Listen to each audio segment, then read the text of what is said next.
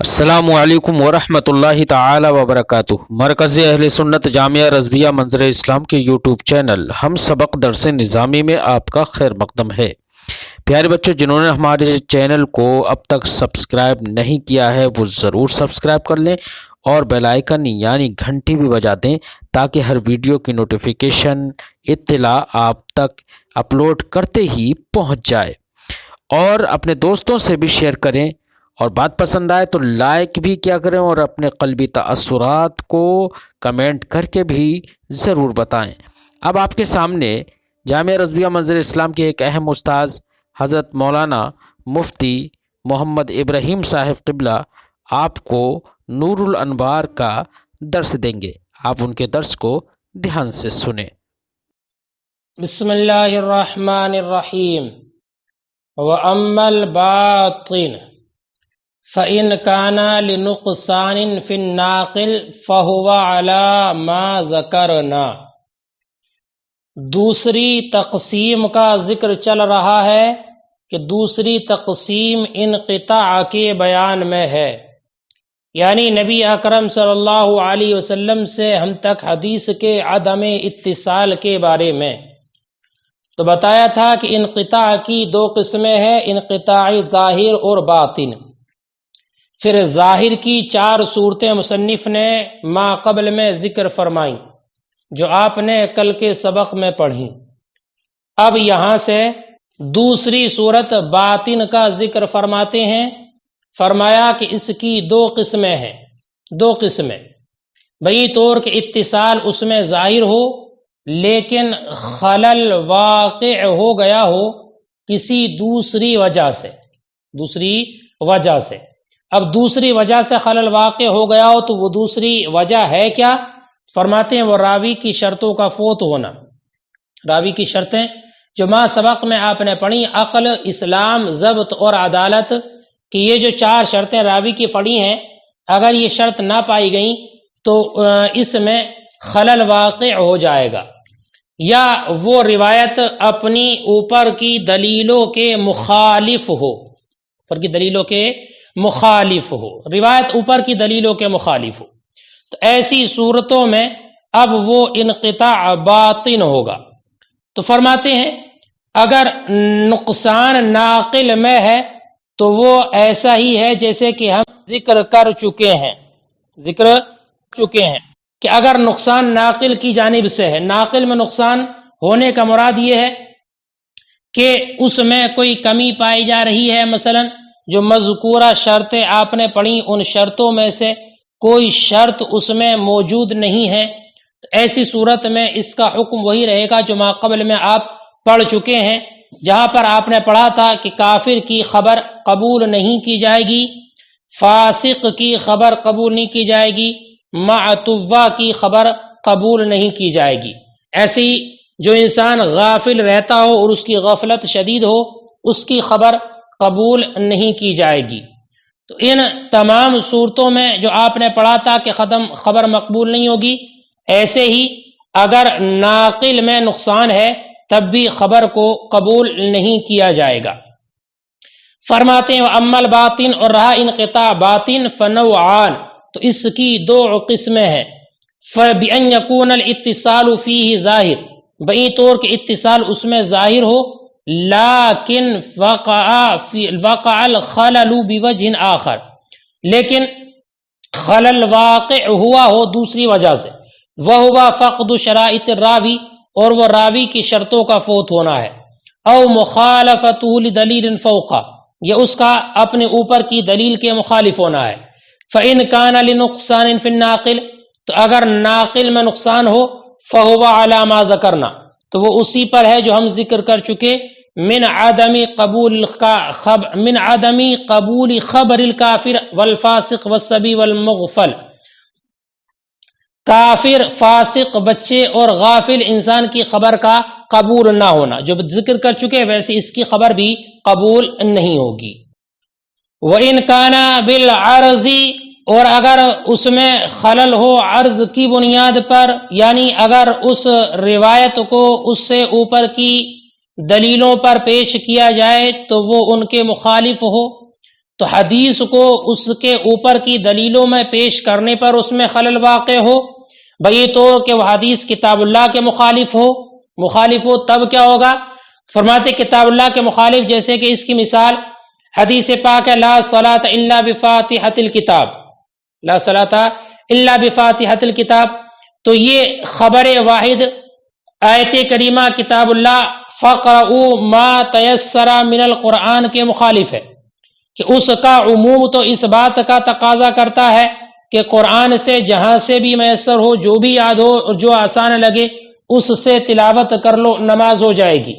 لیکن یہ حدیث واحد اس بات پر دلالت کرتی ہے کہ سورہ فاتحہ کے بغیر نماز نہیں ہوگی۔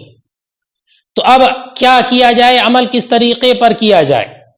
تو اس کے بارے میں اصول شاشی وغیرہ میں آپ حضرات نے پڑھا ہوگا کہ ایسی صورت میں اگر دونوں پر عمل کرنا ممکن ہو تو دونوں پر عمل کیا جائے۔ مثال کے طور پر انہوں نے وہاں پر یہ بیان کیا ہے کہ مطلق قراءت کا کرنا یہ فرض ہے آیت کریمہ فقرؤوا ما تیسر من القرآن کی بنیاد پر، اور سورہ فاتحہ کا نماز میں پڑھنا یہ واجب ہے حدیث واحدہ لا صلاۃ الا بفاتحۃ الکتاب کی بنیاد پر۔ تو جس جگہ پر یہ ایسا تعارض پیش آ جائے کہ خبر واحد حدیث آیت کریمہ کے مخالف ہو یا خبر مشہور کے مخالف ہو، تو ایسی صورت میں اگر دونوں پر عمل کرنا ممکن ہو تو عمل کیا جائے گا، ورنہ تو خبر واحد کو ترک کر دیا جائے گا۔ تو اس صورت میں چونکہ دونوں پر عمل کیا جا سکتا ہے، اس نے دونوں پر عمل کیا گیا۔ اور ایسی ایک حدیث ہے من مس ذکرہ فلیتوضا، تو یہ حدیث کریمہ دوسری ایک آیت مبارکہ ہے فیہ رجال یحبون ان یتطہروا، اس کے مخالف ہے کہ حدیث میں تو یہ ذکر ہے کہ اگر کسی نے اپنے ذکر کو چھو لیا تو وہ وضو کرے، اور آیت کریمہ فیہ رجال یحبون ان یتطہروا یہ اہل قباء کے بارے میں نازل ہوئی کہ جن کا طریقہ یہ تھا کہ وہ پہلے ڈھیلے سے استنجا کرتے تھے پھر پانی استعمال کرتے تھے، اور ان کی مدح میں یہ آیت کریمہ نازل ہوئی ہے۔ تو یہ تو اس بات پر دلالت کرتی ہے کہ جب وہ پانی سے استنجا کریں گے تو مس ذکر ہوگا، جبکہ حدیث واحد من مس ذکرہ فلیتوضا اس بات پر دلالت کرتی ہے کہ مس ذکر ناقض وضو ہے۔ تو اب اس صورت میں خبر واحدہ کو ترک کر دیا جائے گا اور کتاب اللہ کی آیت کریمہ پر عمل کیا جائے گا۔ فرماتے وَإِنْ كَانَ بِالْعَرْضِ، اور اگر نقصان اس میں عرض میں ہو، پیش کرنے میں ہو، بِأَنْ خَالَفَ الْكِتاب بئی طور کہ وہ کتاب کے مخالف ہے، کا حدیث لا صلاۃ الا بفاتحۃ الکتاب یخالف لعموم قوله فقرؤوا ما تيسر من القرآن، تو یہ اللہ تعالیٰ کے ارشاد فقرؤوا ما تيسر من القرآن کے عموم کے مخالف ہے۔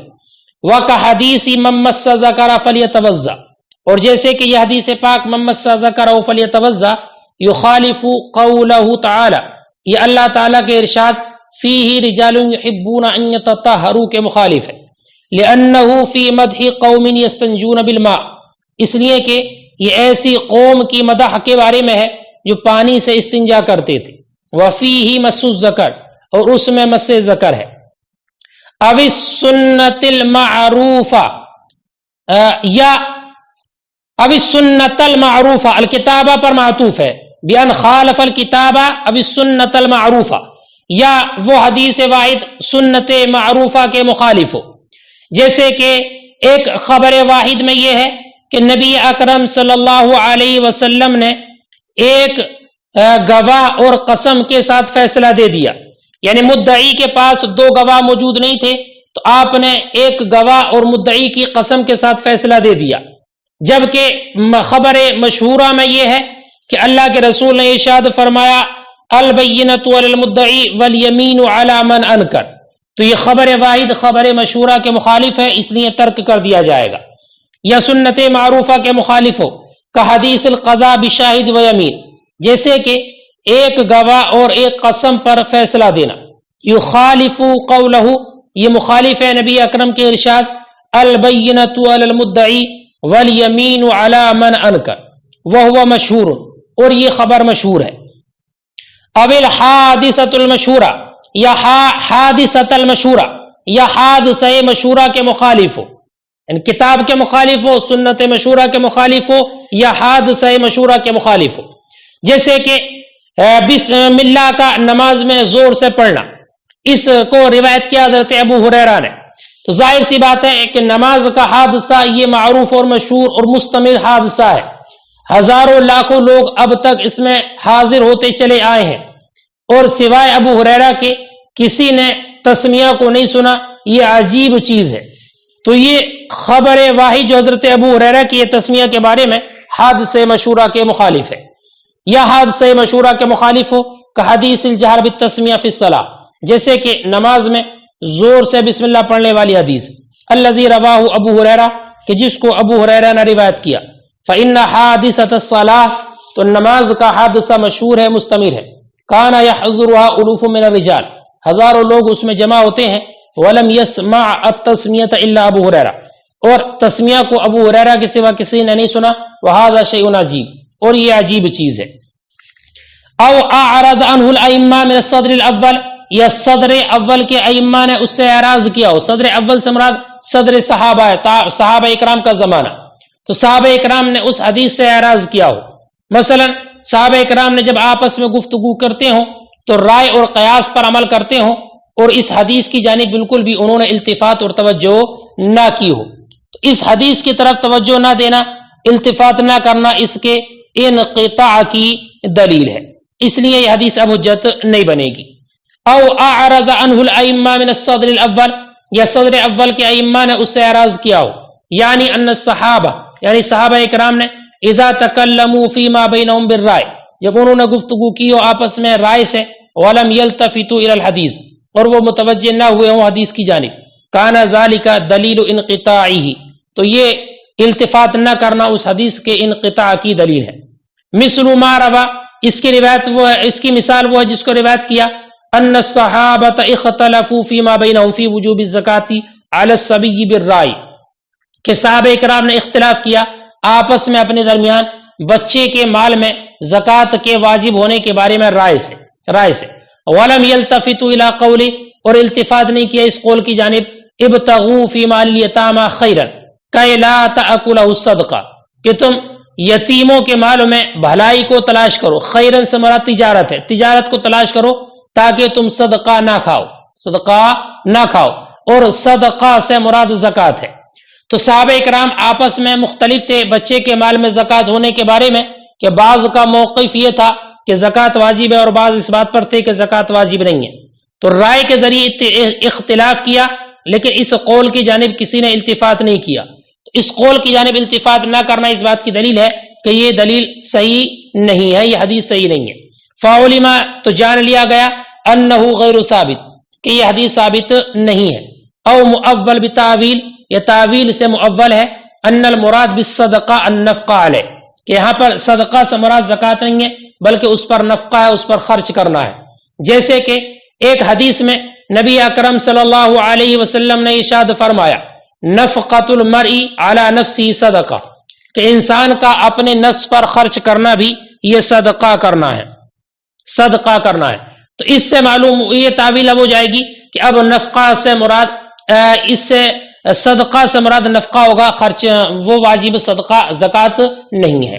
کان مردودا، تو ان تمام صورتوں میں حدیث مردود ہوگی، تمام صورتوں میں حدیث مردود ہوگی. مردود ہونے کا مراد یہ ہے کہ اس پر عمل کرنا جائز نہیں ہوگا، منقطع ہوگی.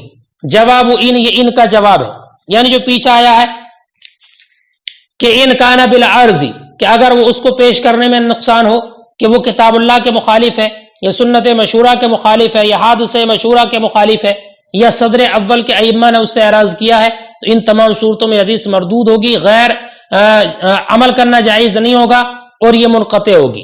اور یہ ان کا جواب ہے، ایکون الخبر فی کل من هذه المواضع الاربع، یعنی خبر ان چاروں مواضع میں مردود ہوگی، کما فی النوع الاول، جیسے کہ نوع اول میں مردود ہے، عمل نہیں کیا جائے گا.